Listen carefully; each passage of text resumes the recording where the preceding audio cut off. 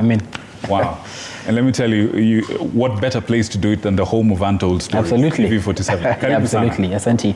Listen, talk to us a little bit. You know, everyone knows you. I mean, you're active in this space. You're actually a founder. He's a co-founder of Space Yamagari on X. You're involved in, you have your fingers in all the pies that concern the automotive movement in Kenya. Yeah, absolutely. Talk to us a little bit about your beginnings. What caught your interest to take you into this direction? So I've always loved cars from the onset. I've built cars for the longest time. And so I'll speak on two segments, right? So there is the e-mobility side, which is actually my day job and which is I actively participate in. Yeah. And at the same time, I run Space Yamagari along for other guys. Space Yamagari is actually a collective of guys who love cars, right? Yes. So the thing is, there is a lot of car groups in Kenya, but there isn't, what's the word? There isn't a collective, a repository to do things, right? So if you want to do a project, if you want to, rebuild your old Corollas, your old Mans Land Rover, there wasn't somewhere you'd get that information, right? If you want to buy a car, there wasn't somewhere you'd get that information. So we started Space Yamagari to provide that information to everyone. If you want a Honda, you can get that information. If you buy a Peugeot or something like that, there's also that information.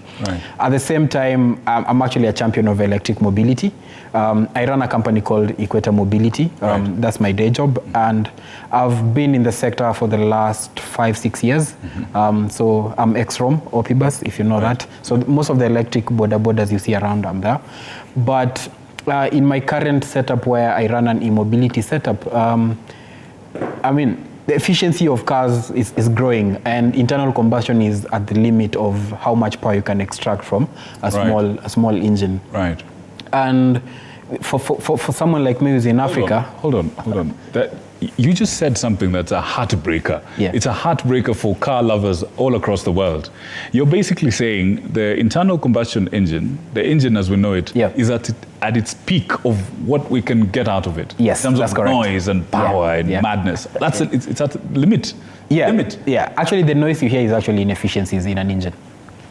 Any vroom, it's inefficiencies. Any vibrations is inefficiency. Even the pops. Yeah, that's even worse. Goodness. The most efficient engine that you can buy today is that 7%. So assuming you fuel 200 shillings, only 64 shillings actually moves you. The rest is wasted as exhaust heat and all that. The least efficient electric vehicle even in Kenya today is probably 88%. So goodness. Yeah. Goodness.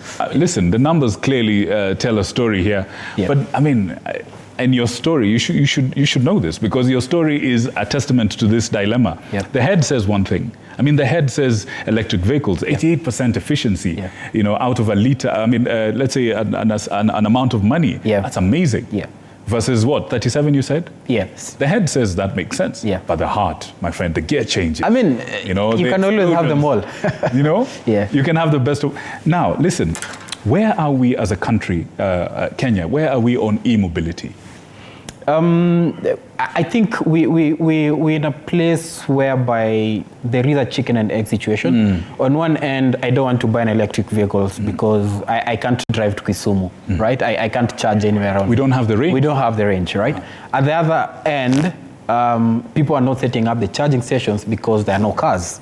So which one would come first? The beauty is we are at a position whereby a lot of guys are actually starting to buy their vehicles, because I mean, when was the last time you traveled out?